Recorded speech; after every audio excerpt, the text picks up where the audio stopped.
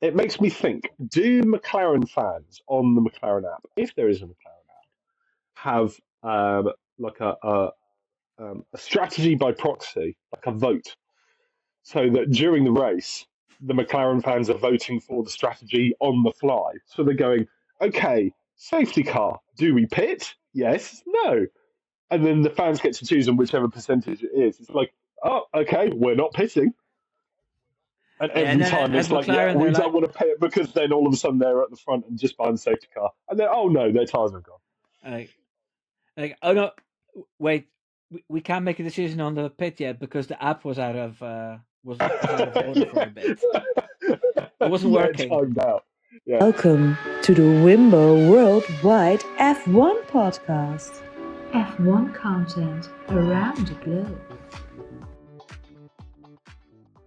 Hello, everybody, and welcome to the Wimbo Worldwide F1 podcast, episode 18. And this is going to be an old-fashioned Wimbo podcast because I found somebody from England, and he's a man. His name is the Haas Chap, and you don't have to guess what his favorite team is. It's obviously Haas. And I found him on Threads, where I did a message. I asked people if they knew anybody who wanted to be on a podcast, and he volunteered. So, is it okay if I call you Henry? Yeah, by all means. Ladies and gentlemen, give a big warm welcome to Henry, the Haas Chap. Hello, Henry. How's it going? Hello. I'm good, man. How are you? Yeah, I'm good. I had a pretty busy morning, but I made it home in time to record this. So, Oh, that's good. happy I enough. haven't been anywhere yet. I haven't been anywhere yet because I don't start work until about 3 o'clock this afternoon as time of recording. But I do have a nearly 9-month-old baby, so things are kind of a bit hectic at the moment. Yeah, I can imagine. For me, it's a while ago since we had any babies in the house. Do you want mine? Because no, we've got a kitten. That's enough. Okay. I just thought I'd offer. Sorry, I didn't get that. Oh, I just thought I'd offer. Oh yeah. But my wife would like it. She loves babies. As most women do. So let's talk about Formula One. You're on different platforms, and you've given yourself the Haas Chap. So let's just start way before Haas, where you found your love for Formula One. My love for Formula One began probably in the years of around about 2003, 2004, that kind of magic Michael Schumacher sort of era. And it was really only through watching it alongside my brother. You know, like how you growing up and your siblings, if you've got any siblings, would like be watching something on television, and you kind of want to be, you know, and you kind of want to be like taking in all the sort of stuff that your peers watch. So I just kind of sat down and started watching the F1. I didn't really understand what was going on because I was probably only about 10 or 11 at the time.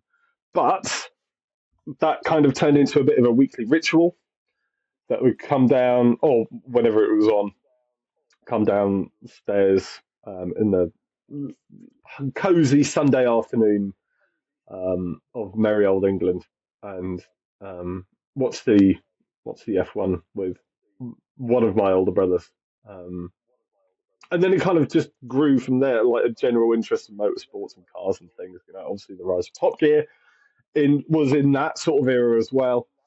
I only started recently playing video games, and there was lots of racing games on there, so I really got into that. Model making, I made these like really cool little rally cars that Airfix had done. So really, that's kind of where it all began, sort of that sort of era of Formula One, the golden years, I guess a lot of people my age would probably call it. Yeah, well, it sounds like a pretty organic way to start watching Formula One. You know, looking over the shoulder of your brothers and playing video games. I get it. Hey, and obviously Haas is your favorite. How did that start? I know they've only been on the grid since 2016. 16, yeah, 2016 they started. I started supporting them roughly in about 2017, probably about halfway through. I'd kind of really jumped off the Formula One bandwagon when I went into university to study film. And that was mainly because I, I didn't want to pay for a subscription to things like Sky, because when I was watching it when I was first starting, it was on the BBC and it was completely free. And I'm a tight git, and I didn't really want to pay any money to watch it. Plus, it was also that kind of era where Lewis Hamilton was winning a lot, and it got a bit sort of repetitive and a bit dull, and it kind of didn't really feel like watching it. Well, I kept my eye in other motorsports. Like WRC is one of them. My other like really big loves is the Rally Championship. Um, but having got an interest in motorsport in and around that time still, I had learned through things like the WRC about people like Gunther Steiner, who had been the chief mechanic for legends of Carlos Sainz Sr. and Colin McRae, God rest his soul. And then when I had heard on the grapevine about this new team from America being led by a guy called Gunther Steiner, I was like, I swear I've heard that name before. So tap, tap, tap, tap, tap, quick Google. And I was like, oh, yeah, that's where I've heard him. So, did a little bit of catching up on what had been going on with Haas in 2016. Of course, it wasn't the classic Haas lineup of Grosjean and K-Mag. It was Gutierrez and Grosjean, and had seen how well they had done in that in their debut season. So I thought, okay, all right, I'll keep an eye on this team. I hadn't really had a team previously. You kind of like British bias, kind of swimming around like McLaren, Williams, that sort of usual ballpark area. And I was born in '92, and I have a moustache, so there's a leniency for me towards Nigel Mansell. But when they were then starting to really ramp up, because their season's starting to improve year on year from 2016 to 2018, I kind of took the decision to go, yeah, I'm going to back this team and kind of plant my flag in the ground, and kind of make a little bit of an affiliation towards something that I'd never really done with any other sort of sport before. Whoa, that's fun. That I'd never really done with any other sort of sport previously. And so that's kind of really how I landed on Haas. I love an underdog. I like the fact that they came in with basically anything, basically nothing, and they've managed to retain themselves within the sport. Of course, the personalities were fabulous, and the results were surprising for how small of a unit that they were. There have been some tumultuous times as a Haas fan. I'm not going to lie. There's a nice little period between 2019 and 2021 that was not so great, but I wanted to stick by them because I'd kind of made a thing for myself to say, right, I'm gonna stick with them, because I think if you're gonna be a fan of anything, you should try and support them as best as you possibly can. All right, you can criticize, but I think if you've kind of made your decision, I kind of feel like sticking with it, unless there is some horrendous like allegations or something against somebody within the team. Yeah. So that's kind of really how I ended up in the sort of like pseudo American sphere of the Haas F1 team. Really was rallying and being taken out of Formula One for a little while. I think really are the two key things: having the time away to not get kind of like jumbled up in the world, because it's bloody messy, Formula One at times. Yeah, it definitely is. I remember the first years where they finished fifth or something in the standings. They did very well, but it was also because McLaren was a mess with their Honda engines. Williams was a mess financially. Toro Rosso was nowhere. That's three teams they'd beaten easily. And then I don't think Renault had a very strong engine.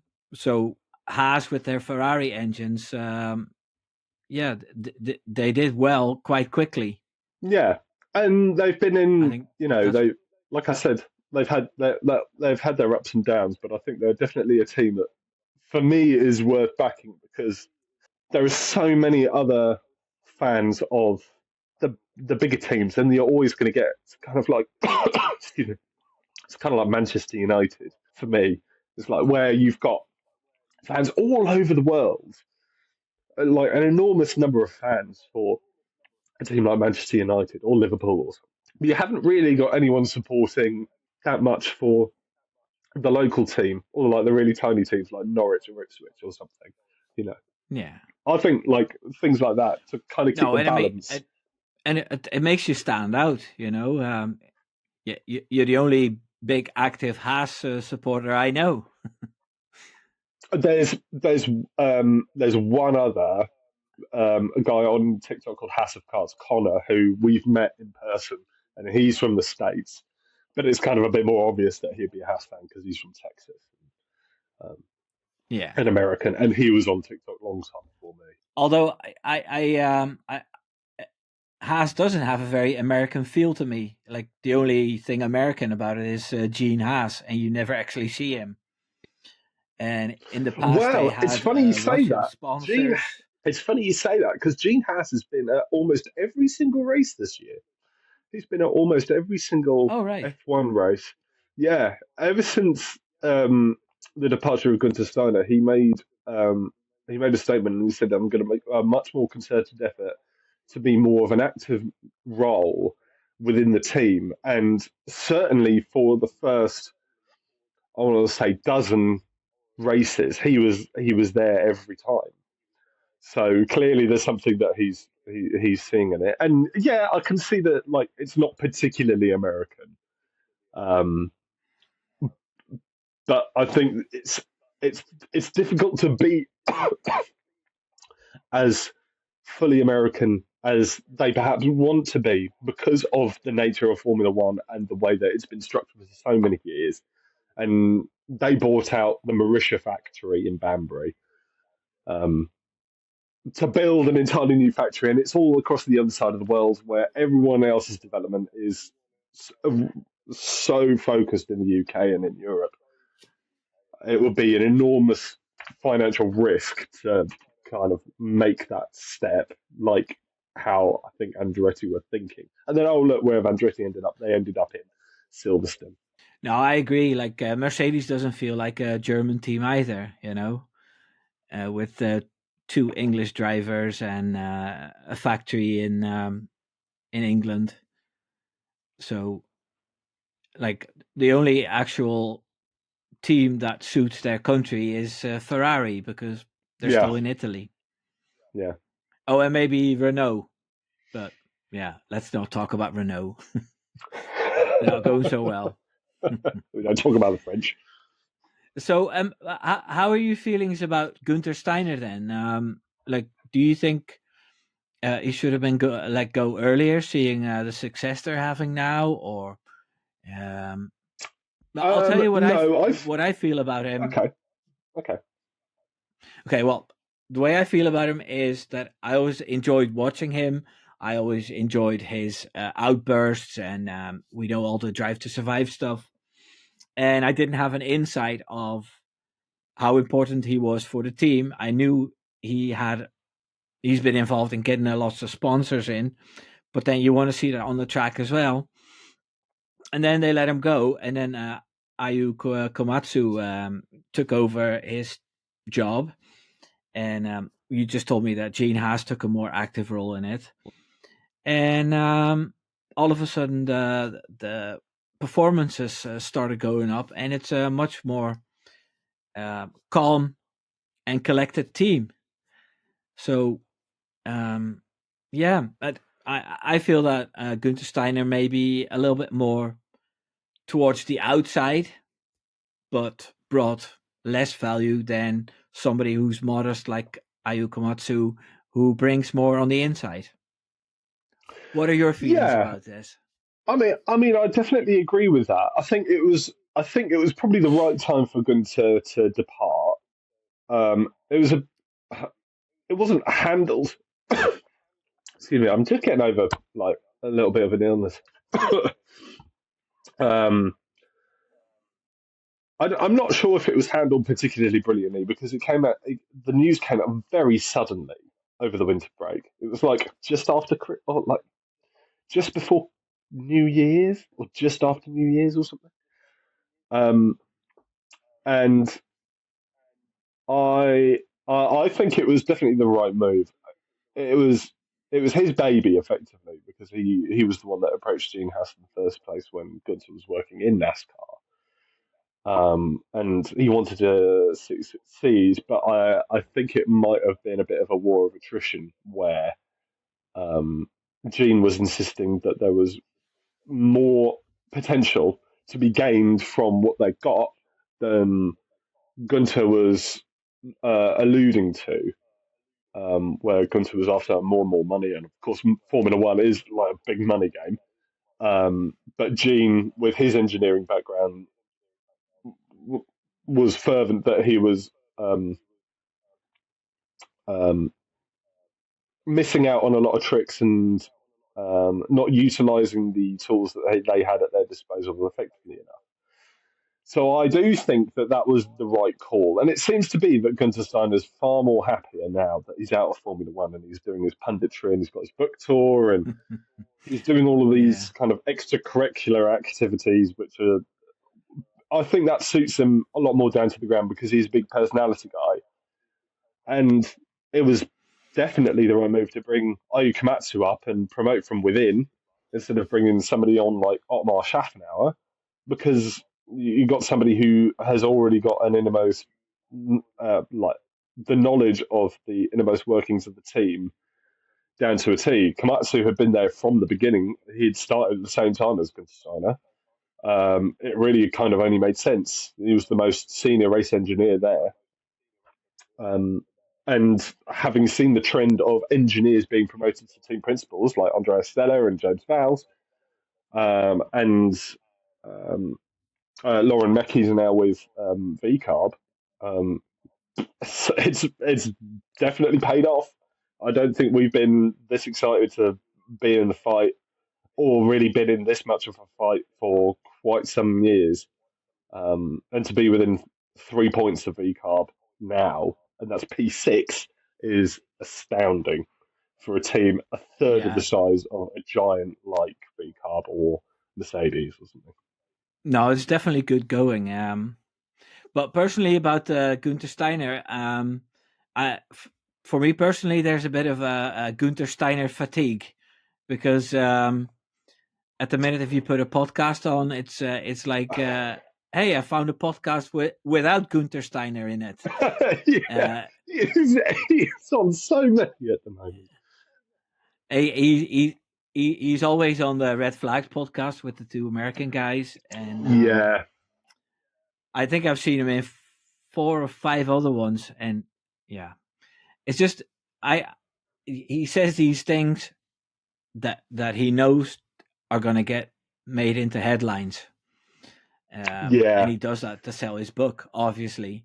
Like who brings up Abu Dhabi 2021?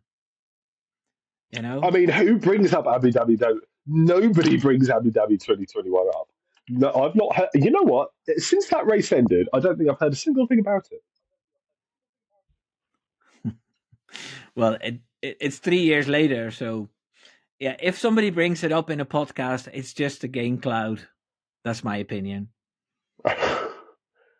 It is hilarious how much that's being still brought up. It is very funny. Yeah, And we're we not didn't gonna score do any that points here. that year, so I'm completely impartial. You had a great lineup though. Mick Schumacher, No, Nikita and Mazepin. no, we don't mention that name. We don't talk Oh, about. We don't talk about him. Etched from our memory, erased, burnt in the fiery pits of Yeah. hell. Sorry, I just let it slip, just like Mazepin did in the third corner he had to take in Bahrain. I saw a statistic yesterday that he spun 23 times in 22 races, Okay, which is but impressive. But that, that, that's probably because he didn't have the right chassis. You know, that was it. they gave That was the it. good one to Mick. Oh yeah, that's right. They did. Yeah, yeah. And Moron. then on Drive to Survive, he finished 17th, and the guy came over the radio and he said, "Oh, you did really well. You beat Latifi and you beat him, and those were two drivers that DNF'd. You made Honest the to right God. call going on to slicks." No. It's like when most people say we don't want to talk about 2021. There's usually one thing that most people immediately think about, but for me, it is all of it that I just don't want to think about. Yeah, these things happen, you know. So let's talk about your content for a bit. Okay. Um, what's your main account? Is it what's your main platform? Is it TikTok? Is it Instagram?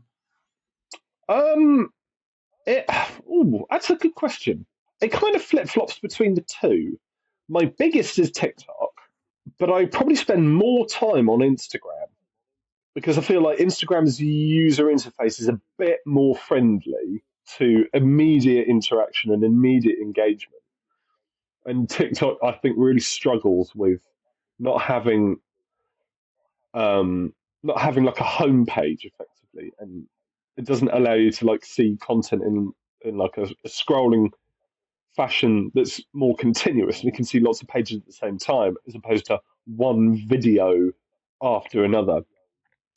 Um, but I would probably say my main page is my TikTok because that's just reached over 5K, Okay, and nice. Instagram is climbing up. It's got just over But you you three need thousand, not you three need people. yeah, you need 10K to monetize on TikTok, I believe. Is it 10? Is it 10? I Is didn't that know right? that. I have absolutely no idea. I've not a clue. I probably would get No. about 3 pence a year, I reckon, currently with the views that I'm getting, Hmm. because my TikTok page seems to have completely bombed recently. Um, thanks, Okay, algorithm. so you're not getting any videos with like a million views on it, no? No, I've got a few with a few 100,000, but I don't have. Okay, My regular sort of viewership is probably about 2K per on average. Some are like obviously some are a lot better than others, and some are you know atrocious. Um, but yeah, I probably would say TikTok is my main account. It's a bit quicker for a start to upload. Instagram seems to take about 1,000 years to upload a reel, whereas TikTok is much speedier. well, see, I refurbish my content, and sometimes I just chuck subtitles under it. And TikTok, they do it's vertical, but you can have horizontal content as well. People just need to flip their Yeah, yeah, phone then, yeah, yeah. and you can have longer videos. So sometimes, whenever I feel like it, I chuck some stuff on it, and then I get my 300 views, which is pretty much Hmm. what TikTok does to test the waters, and then it stops. Yeah, and it stops. uh, like uh, YouTube is my main my main account. I love YouTube. Yeah, Um, so that's what my focus is on, and that's where this podcast is going. Um, it's but funny, it's isn't it? Because nice content creation. we've got very different kind of styles of content because obviously yours is slightly more long form, and you've got you're doing things like this where you're interviewing people from within like the Formula One creator community, Whereas me, I'm very much focused on a shorter, more instantly digestible form of content. And that's not to devalue either one, I don't think, because the long form content I really like. And the short form content has its place. Sometimes the short form content is awful, but sometimes the long form content can be also equally as bad. Um, but it's just interesting to hear from your perspective as well, like how your are you saying that you prefer YouTube as a platform for interaction and um, engaging with people and Uh, and it, I think it ingesting starts. content? I think it starts with I love YouTube as a platform as a user as well. So Mhm. I have it on my phone and I have it on my TV. Yeah. And the one on my phone is my WimboFormula main account, and on my TV I have a personal account. And the one on my TV is completely specialized to everything that I like. So I get documentaries, F1 podcasts. My favorite F1 content creators are on it. There's a lot of stuff on editing nowadays because I love editing. Hmm. I'm interested in films, so I follow a few movie channels, like the Critical Drinker. That's a channel that I recently Hmm. discovered. It's a Scottish guy who just destroys pretty much everything um, Disney Plus and Netflix makes. Um, but anyway, so I sometimes sit down and you know I go to bed at about 9:30. I sit down at 8 o'clock and watch an hour and a half of YouTube. Easily done. And yeah, and I don't see myself swiping through TikTok an hour and a half. It's sometimes when I'm waiting on something, I'll just go on my Instagram and I do reels for tops 10, 15 minutes. Hmm. Um, so I just love YouTube, and it's so diverse, and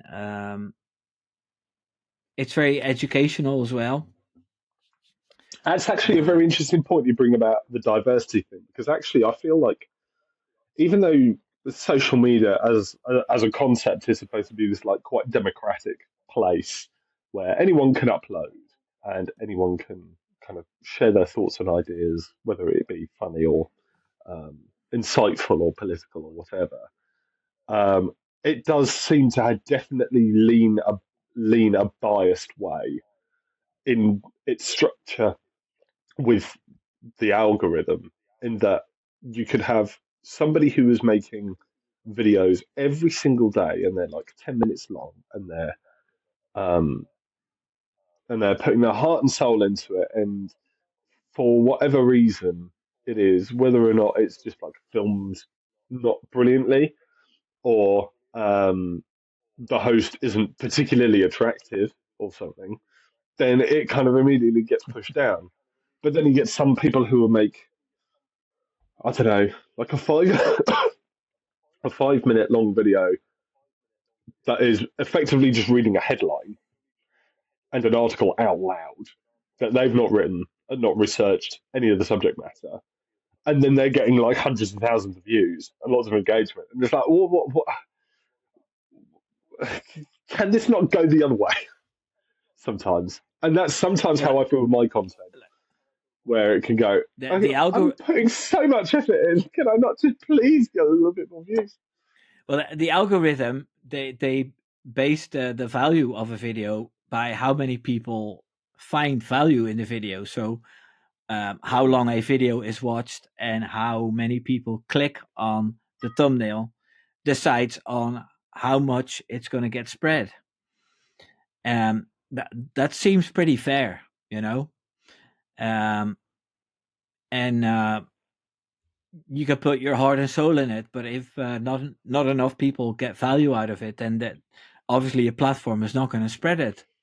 I wish my all my videos got 1 million impressions, and then only a few percent have to click on it to get a good number of views. But yeah, YouTube is trying, and all these platforms are trying to keep people on the platform as long as possible. Yeah, of And course. if people are swiping your video away and even turning off the app that they're using because they want to do something else, then that's not good for that particular platform. No. But I do understand the sentiment, because sometimes you pour your heart and soul into a project. Like a 10-minute video for me is 10 hours of editing, or writing, recording, editing, uploading. Takes about an hour every minute of content.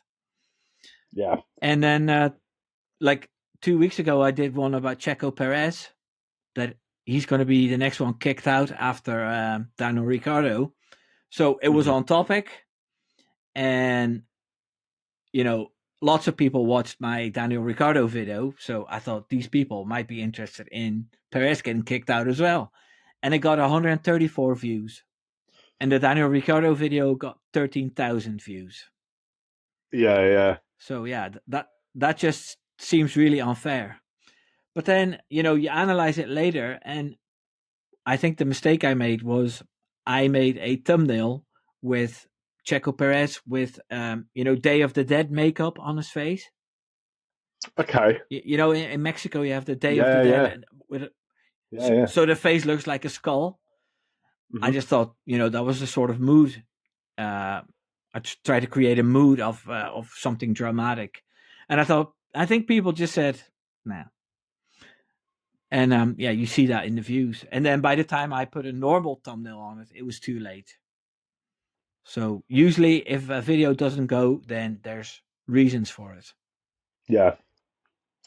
I keep trying. I try and post every day if I can. Life gets in the way, obviously. Yeah. Damn life. Hey, and do you have certain goals with your content? Is there a number you want to reach on TikTok and Instagram, or I don't know goals? if I've ever thought. I don't know if I've ever thought about a number in particular.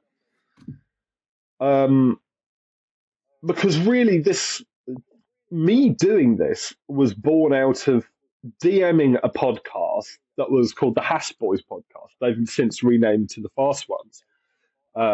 Mike and Max and Parker. Parker no longer a part of it. And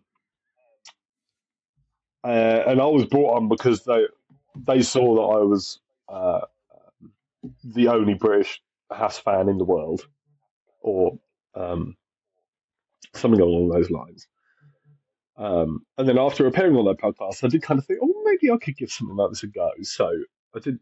I set up the channels. I thought of a name, and what sounds kind of English is, "Oh, you chap. Oh, hello, dear sir." So I just smashed the two together, and that seems to have worked. But I don't know if I've got like a particular goal in terms of like followers, but I have had particular goals in terms of what I've been able to achieve and do and experience. I've been very fortunate. This year has been the most successful, certainly not only for both the Instagram and the TikTok, because I kind of see them a bit separately, and I occasionally will upload different things on the same day, because I know some things will work for Instagram, some things will work for TikTok. And then it turns out that neither of them work, and it's all a waste of time. The experiences that I wanted to get was to have a better understanding about how the team actually operate, and get a learning about their sort of their insider workings, and understand why they're doing some of the things that they do. I wanted to meet the team. I wanted to just like shower them with love and praise, and be exceptionally sycophantic. And I wanted to just kind of be immersed within that world because I've loved it for so long. I also wanted to, which I think was is probably the main thing that I've now kind of thought about after having done this for coming up to 2 years. Is I kind of wanted to create a personal, not personal as in me, but a more personal Haas fan base where people could interact with other fellow Haas fans because you don't see very many of them. And so that it was kind of a bit more like a hub where if people wanted to um, sympathise or share a thought or a feeling with the team that they support, they could do it on a platform that is open for that sort of subject and to discuss things. One of the biggest things recently being Esteban Ocon. So I put my thoughts out, and people have been able to, throw their thoughts back at me and have like a healthy conversation about it all. So I'd say probably those have been my goals: is to to get to understand the team better, to be to feel like I'm with this team personally, even if I'm not getting anything out of it, and to kind of create this little community of weirdos. Not weirdos. I love you all. Well, I mean, uh, what you're getting out of it is you're experiencing the sport much more intense than other fans probably do, because Yeah, you put your heart and soul into this smaller team, and yeah, and I yeah, think it. they I are more think it approachable helps. because Oh, sorry. no, you met you've been to the team, haven't you? You've I met have. them. I have met the team. I've met quite a number of the team. Um, I was invited to the preseason launch of their car. Oh, not of their car, because their car is launched digitally every year. To their preseason event that was at the F1 Drive karting location in London. Got to meet the team, got to meet K Mag and Nico and Ai Komatsu, and Crofty was there hosting the whole night, and um, their entourage was there and watched them do some laps, and you had to try and beat the time, and it was all kind of very nicey. Um, was um, I went to the British GP and I was in Paddock Club. Um, so I was in the MoneyGram House F1 team hospitality zone, where you could have food all day, drink as much of that Ferrari Trento champagne, which is, from an insider perspective, of the Ferrari champagne that you get, that they have on the podium. It is very tasty. Um, Okay. I had garage tours. I went to the factory, um, which, if you're a member of the public, a lot of teams, as far as I understand, will allow you to go into the reception area and take photos and kind of pose with cars and stuff. Um, it being in England is a bit easier for me, Yeah. particularly, um, but it's nice. Yeah, I was due to meet somebody there from the team to have a chat because he'd followed my page for a little while, and I've probably got I want to say about 50 members of the team or 60 members of the team who follow my Mm. accounts, um, which is cool. Kind of odd, Okay. but I think it helps being the smallest team and being the loudest, potentially the loudest voice from a fan's perspective of that team. I think helps. Okay. Well, if any of you has staff members are watching, um, I'm also available for a factory visit, or if any of you want to come on my podcast, you're very welcome. Uh, I'm sure they'd love you, Wimb. I'll make a couple of specialized Haas videos.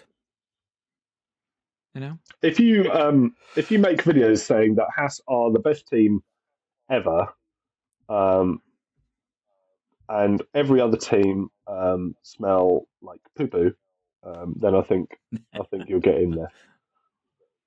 Okay. Oh, that's easy You're enough to willing to make, do that, right? Aren't you? You're willing to Like do that, right? As a Dutchman.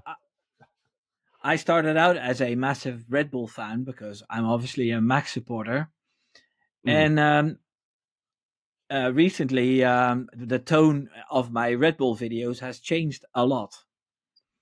And even though I'm a fan, I'm not afraid to be very critical. And it taught me a lesson that you can't fully rely on a team. Like they're all on a journey, right? mhm. So where I hated Renault years ago because they were giving Red Bull and Max shitty engines. Yeah. I sort of pity them now. Like I what's happening with Alpine now is not what I wanted to see. So my whole sentiment towards Renault and Alpine has changed. And during the big Lewis versus Max period, I obviously hated Mercedes. They were the enemy. Mhm. And then now they haven't been winning much, and everything's calmed down, and Toto Wolff has been trying to get Max on board, and it's all water under the bridge. And I think Mercedes is a pretty cool team without Yeah. too much, you know, um, scandals. There's not too many scandals Yeah. No. in the Mercedes. And then I was very positive about McLaren as well, and I wanted them to do better. But now they've started to do better, and Zach Brown is the enemy now. But It's see funny, if isn't it? Max in 2 years joins McLaren, then obviously they're going to be my favorite team. And I'm not even going to lie Isn't about that it. funny? So that's interesting that it's so your affiliation is way more aligned with the driver than it is with the team. It will be, as long as Max drives, he will be my number one driver, and I'll Mhm. support him through thick and thin. But it'll be Mhm. interesting to see where my affiliation will go to if Max is gone, which will That would happen be within interesting. 3 or 4 years. Well, maybe I think if Ollie I can Behrman just goes to Ferrari after Lewis leaves, then maybe Max comes to Haas, and we could do great things together. yeah, we Let's do could. it. Yeah, yeah. I can see that happening. No, but if you want to do a collaboration, I'll write out a nice uh, history of Haas, or one particular period in time of Haas, and I'll make a long video, and you can do some of the narration or something. We can I do mean, that that, works and for I'll me. edit That it, sounds good to me. I'd and you like can to cut do it it when up I've not into got a cold. your what? I'd like to do it when I've not got the man I flu. I oh yeah. Yeah, Yeah, no, we'll do it whenever it suits. yeah, yeah. Okay, where were we? Um, well, we talked about the goals and the struggles of being a content creator. Let's talk about the current season. You could talk about, are you enjoying this season, and then talk about Haas, but talk about the season as a whole as well.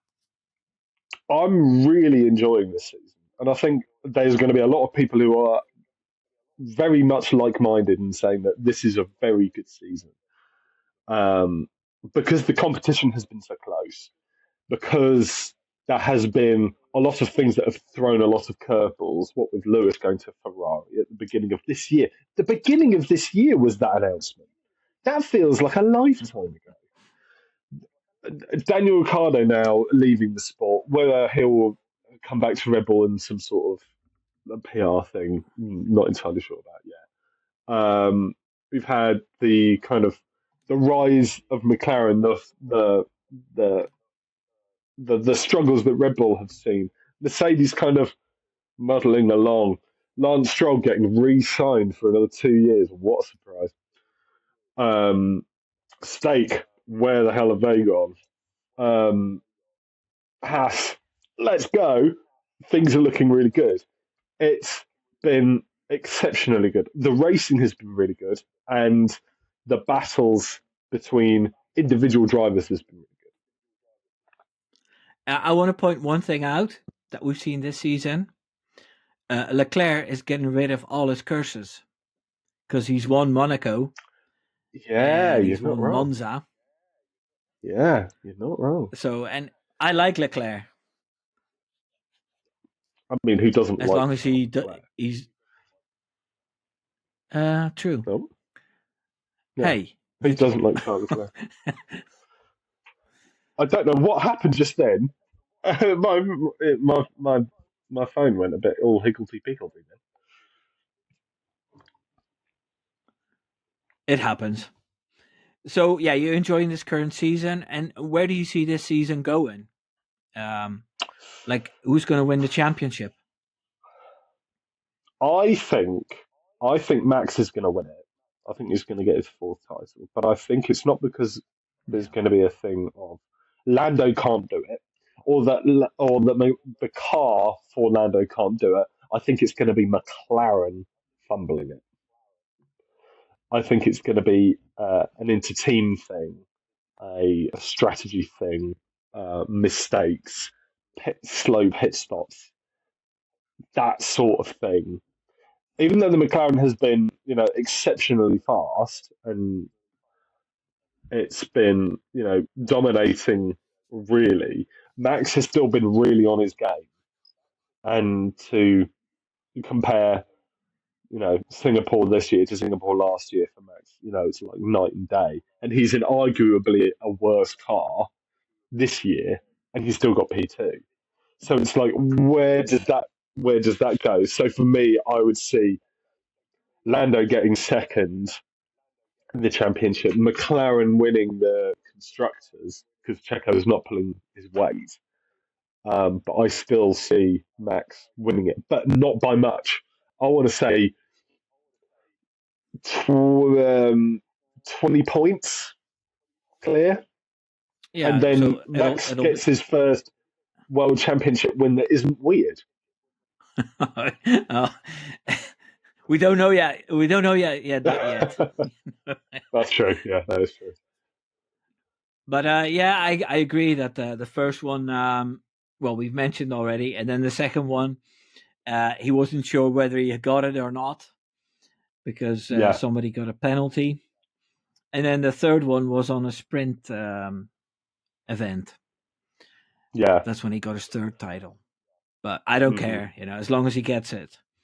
But I do agree with you that it could be McLaren fumbling things. Like they're racing now um, with the constructors pretty much in their pocket, and they're still pretty far away for the drivers' championship. Um, if they keep creeping closer every race after race, then the pressure builds up as well. And um, I think effectively McLaren is not used to having strategy and being under that much pressure during a race. If a Mm. championship is on the line, and I think that will make it very hard on them. And I mean you've seen decisions this season where everybody's pitting under a virtual safety car or under a safety car, and Mhm. McLaren lets Lando Norris do another 2 laps before they bring him in. And then in those 2 laps, he's lost so much time that a whole win was off the table again. Yeah. Those silly little things are, yeah, that's what's going to do um, Norris's championship chances. It's not going to do them any good. And then on the other It makes hand, me I think, think right? if It makes me think, do McLaren fans on the McLaren app, if there is a McLaren app, have like a strategy by proxy, like a vote, so that during the race, the McLaren fans are voting for the strategy on the fly. So they're going, okay, safety car, do we pit? Yes, no. And then the fans get to choose on whichever percentage it is. It's like, oh, okay, we're not pitting. And And every then time at it's like, yeah, McLaren, they're we like, don't want to pit because then all of a sudden they're at the front and just behind the safety car. And then, oh no, their tyres are gone. oh no, wait, we can't make a decision on the pit yet because the app was out of out of order for a bit. It wasn't Yeah, working. timed out. Yeah. We've lost the Wi-Fi and there's somebody standing at the top going, somebody, I've got a signal.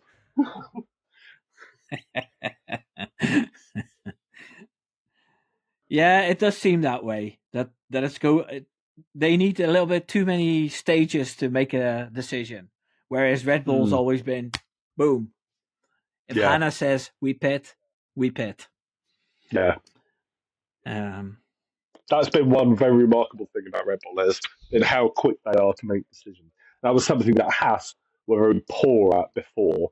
Well, we've since got better, but I think we've only really since got better because our tyre degradation thing is, it's ironing out. I think that's one of my earliest memories of Haas. That in one race, their two drivers, Grosjean and K-Mag, both had to stop the car because the wheels weren't attached properly. That's one of my earliest memories of Haas. Wim. We're gonna have issues because I didn't want to remember. This.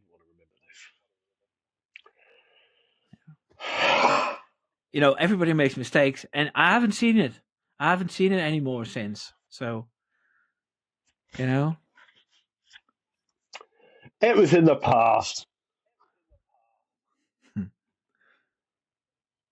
It's all part of the struggles of an F1 team. Yeah, that was a hard day.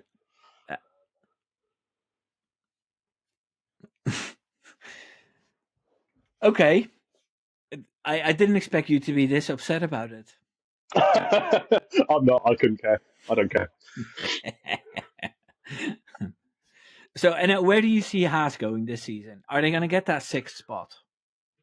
Or do you think Liam Lawson is gonna throw a spanner in the works? I am really in two minds. I obviously want Haas to get P6 because it's more money. It's more clout. It's more everything. It kind of has really solidified their position within the sport and the job that the team have done.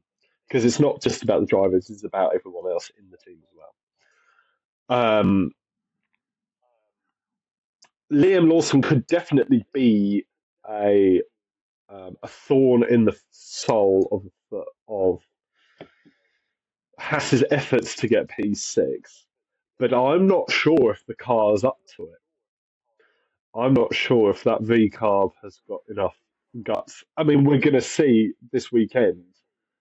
We're going to see tomorrow really what sort of things are going to be happening with all of the teams because we just do not know what on earth is going to happen now. I've never really been one to rate Yuki. Admittedly, he's been like a fine driver, but I never really saw the hype. Will we get it? It's only 3 points. I think it's very doable, but whether or not you can get the 3 points and then extend or maintain that lead is another thing entirely. I'm going to say yes. Haas has scored a lot of points in sprint races, and there's 3 left. Yes, sprint races are definitely our thing because you don't have to think about pit stops necessarily. Yeah, and like Nico qualifies high, and then you just get K-Mac to hold everybody up, and hey, there's another 4 points in the pocket. It's the Hasta plan. It just works, These people go, K-Mac's holding up the casket. So you don't do it. You don't complain about it when Fernando Alonso does it in Monaco. And he has no penalty points left. He's got no penalty 10 points. He can get 10 points in one race, and there's no problem.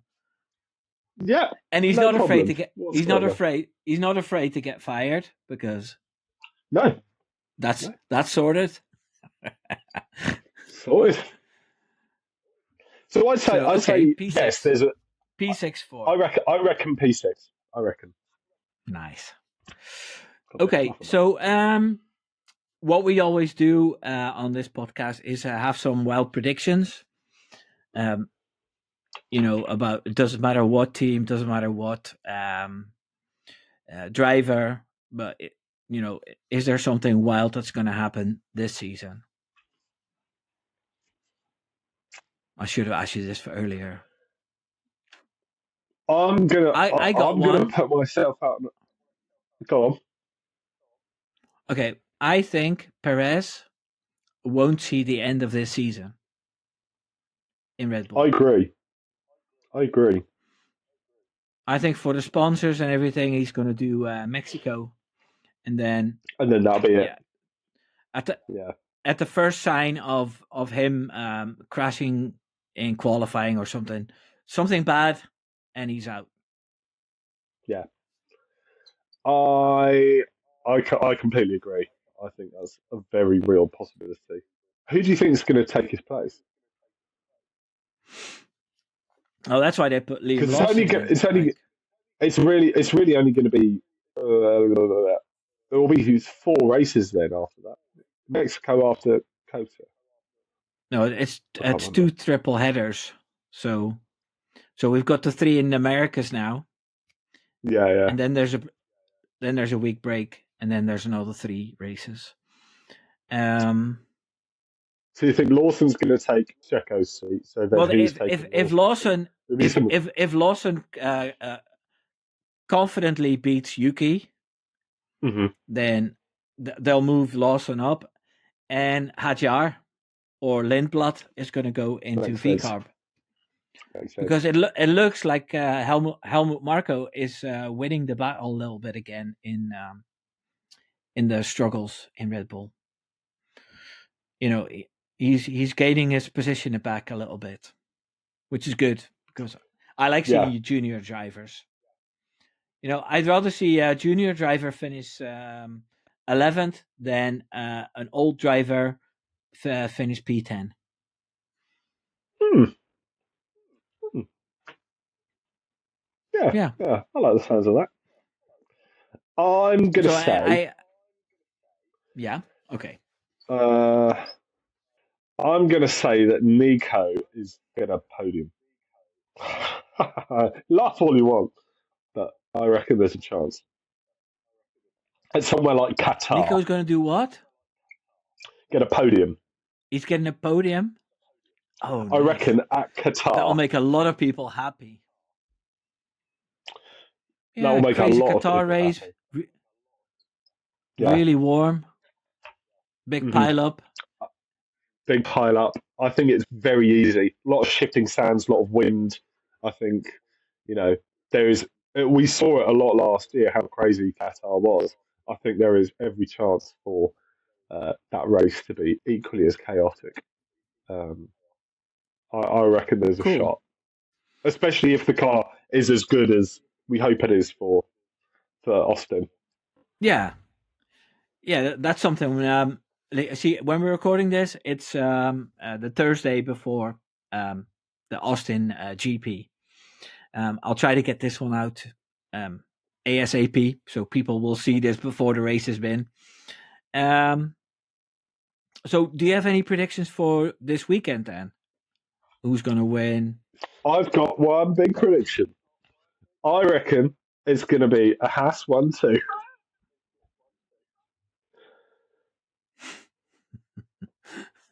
Haas 1-2. Okay. Genuinely, I think Haas points. Um, if they get double points, equally as amazing. I reckon it's going to be.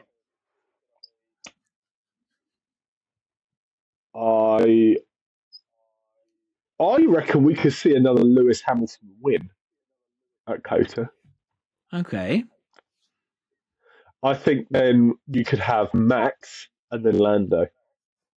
Oh, I'd sign up for that. I think that would Max be very extending his spicy. lead. Yeah. Yeah, I'll go for that. Okay, so And Stake finished dead last. yeah, And Lawson staked. DNF. Yeah, I didn't hear what you said. Sorry. And I reckon there'll be a Lawson DNF.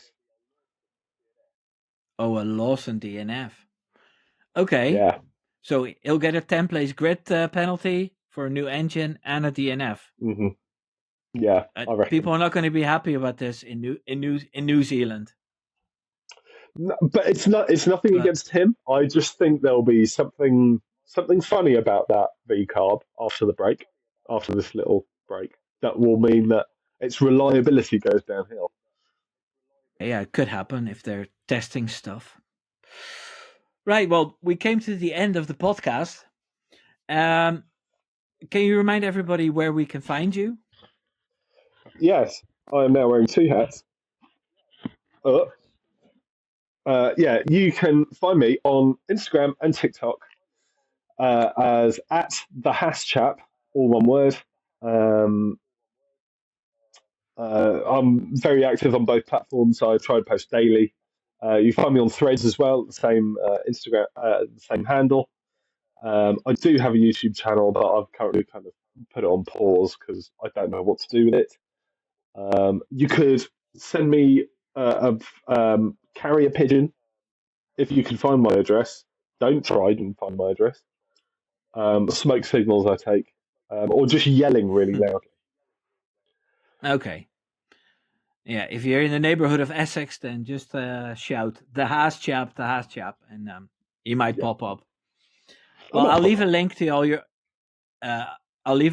your channels in the description. Right. Thanks, Harry, for your time, and we'll keep in touch about everything. Thank you. And have a great race weekend. And for everybody at home, take care now. Doei doei.